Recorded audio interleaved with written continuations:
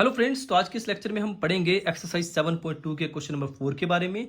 Video में नए हैं तो प्लीज़ चैनल को सब्सक्राइब करें, ज़्यादा से ज़्यादा शेयर करें।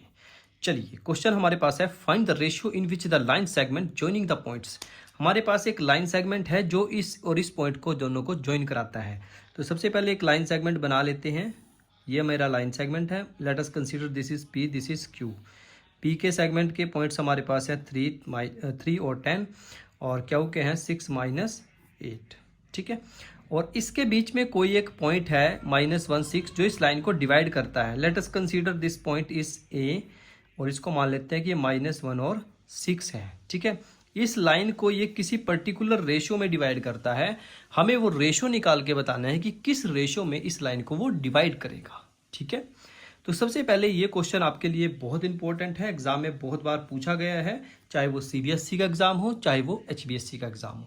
ठीक है, चलिए कैसे करेंगे इस क्वेश्चन को। देखिए, ये जो बीच का जो पॉइंट हमें गिवन है, हमने देखिए सेक्शन फॉर्मूले में पढ़ा था कि जब भी हमें बीच वाले पॉइंट के कोऑर्डिनेट्स निकालने होते हैं तो हम फॉर्मूला क्या लगाते थे, x is equal to m1x2 plus m2x1 upon में m1 प्लस m2। तो हम ये वाला फॉर्मूला यूज़ करते थे। ठीक है, यहाँ भी हम यही फॉर्मूला यूज़ करेंगे, बस डिफरेंस क्या होएगा उसमें, आप इसमें दो तरीके से कर सकते हैं इस क्वेश्चन को। या तो आप इसको k रेशियो 1 लेके करें या फिर m1 m2 रेशियो लेके करें। आंसर आपका दोनों केसेस में सेम ही आएगा, कोई डिफरेंस नहीं आएगा। ठीक है, मैं आपको दोनों तरीके से इस क्वेश्चन को कराने की कोशिश करूंगा कि दोनों तरीकों से आपको इसको समझाया जा सके। ठीक है, ताकि फाइनल एग्जाम में आपको कोई भी किसी भी तरह की कोई परेशानी ना देखने को मिले। चलिए, तो सबसे पहले हम इस लाइन सेगमेंट को मान लेते हैं। पहले मैं आपको फर्स्ट तरीके से कराता हूँ, फिर सेकंड तरीके से कराता हूँ। तो लिखेंगे यहाँ पे सबसे पहले let P point A, let A divides line segment. हम मान लेते हैं कि जो ये ए पॉइंट है इस लाइन सेगमेंट पी क्यू को डिवाइड करता है इन रेशो के रेशो 1। हमने मान लिया कि ये इसको के रेशो 1 में डिवाइड कर रहा है। तो हम सिंपली क्या करेंगे, यहाँ से के की वैल्यू निकाल लेंगे और दोनों को सॉल्व कर लेंगे। चलिए, अब आप इसमें के की वैल्यू निकालने के लिए चाहे तो आप एक्स का फॉर्मूला लगाएं चाहे वाई का फॉर्मूला लगाएं, कोई इशू नहीं है, दोनों से के की वैल्यू सेम ही आने वाली है। ठीक है, चाहे आप एक्स की वैल्यू वाला फॉर्मूला लगाएं या फिर वाई वाला फॉर्मूला लगाएं, वाई वाला फॉर्मूला भी सेम ही है। उसमें क्या है, सिर्फ हमारे पास x2 की जगह पर y2 आ जाएगा और x1 की जगह पे y1 आ जाएगा, बाकी सारा वो भी सेम ही रहेगा। ठीक है, चलिए कैसे करेंगे फिर इसको।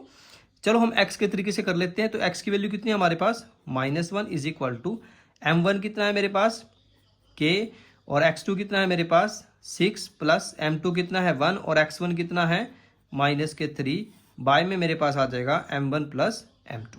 ठीक है, सिंपली देखिए हमने क्या किया, जो x था वो इसको इधर रखा, m1 की वैल्यू मेरे पास है k और x2 की वैल्यू मेरे पास है 6 प्लस m2 की वैल्यू कितनी है 1 और x1 की वैल्यू कितनी है -3।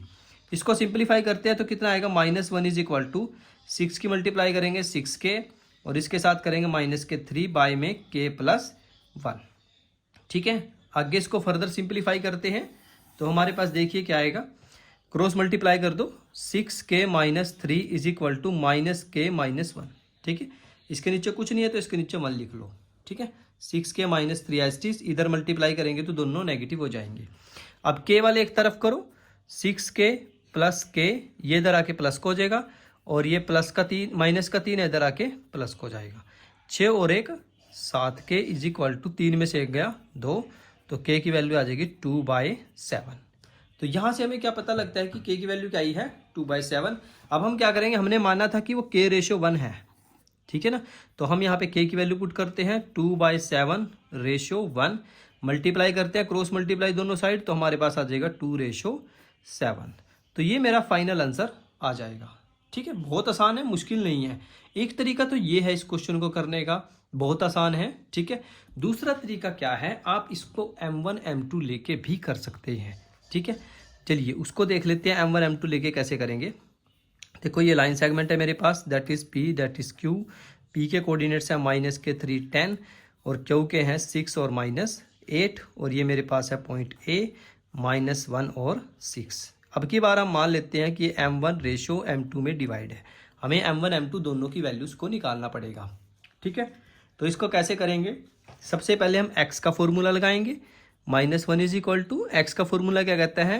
m1 x2 plus m2 x1 upon में आ जाएगा मेरे पास m1 प्लस m2। ठीक है जी, कोई इशू नहीं है, हमने सिर्फ सिंपली फॉर्मूला लगाया x1 और x2 की वैल्यू पुट की, क्योंकि m1 m2 तो मेरे पास सेम ही है। अब क्या करेंगे, इसको थोड़ा सिंपलीफाई कर लो। -1 6m1 माइनस के 3m2 बाय में आ जाएगा m1 प्लस m2। ठीक है जी, यहाँ तक। अब क्या करेंगे, क्रॉस मल्टीप्लाई कर दो इसकी, तो मेरे पास आ जाएगा 6m1 माइनस के 3m2 is equal to minus के m1 माइनस के m2। तो m1 वाले एक तरफ कर लो, m2 वाले एक तरफ कर लो। 6m1 plus m1 is equal to minus k m2 plus 3m2। तो मेरे पास देखिए आ जाएगा 6 और 1 7m1 इज इक्वल टू इधर आ जाएगा 2m2। तो जब हम m1 को और m2 को एक साइड करेंगे, यानी कि m1 को मैं इधर लिख रहा हूँ, m2 को इसके नीचे लेकर आ रहा हूँ, तो मेरे पास आ जाएगा 2 और ये इधर 7 है, डिवाइड में चला जाएगा। तो तब भी आपके पास आंसर जो है वो सेम ही आता है, कोई इशू नहीं है स्टूडेंट्स। आप जैसे मर्जी चाहें वैसे कर सकते हैं, ऐसे करना ऐसे कर सकते हैं, ऐसे करना आपने ऐसे कर सकते हैं, नंबर आपको फुल ही मिलेंगे। यहाँ पे भी देखिए m1 रेशो m2 आप लिखेंगे तो कितना आएगा 2:7। ये तो हमने x के तरीके से किया, सेम आप y के तरीके से इसको ट्राई कर सकते हैं। ठीक है, कोई भी तरीका आप यूज़ करें, बस आपका जो क्वेश्चन है वो बिल्कुल एक्यूरेट होना चाहिए, गलती नहीं करनी है आपने। छोटी छोटी मिस्टेक स्टूडेंट्स करते हैं प्लस माइनस की, जब आप ब्रैकेट से इधर ले जाते हैं या बराबर से इधर ले जाते हैं तो अपने साइन वगैरह जरूर चेंज कर लेनी है। ठीक है स्टूडेंट्स, तो आज के इस लेक्चर में हमने क्या सीखा कि जब भी आपके पास कोई भी इस टाइप का क्वेश्चन आएगा जिसमें रेशो से रिलेटेड क्वेश्चन पूछा गया हो और उसमें हमें क्या है, कुछ भी कोऑर्डिनेट्स वगैरह गिवन हो और हमें रेशो ना गिवन हो, तो उसके लिए दो तरीके हैं। आप k/1 से भी कर सकते हैं, m1/m2 से भी कर सकते हैं, दोनों से आपका आंसर सेम आएगा, कोई इशू नहीं है। ठीक है स्टूडेंट्स, चलिए तो आज की इस वीडियो में इतना ही। तब तक के लिए आप पढ़ाई करते रहिए। All the very best.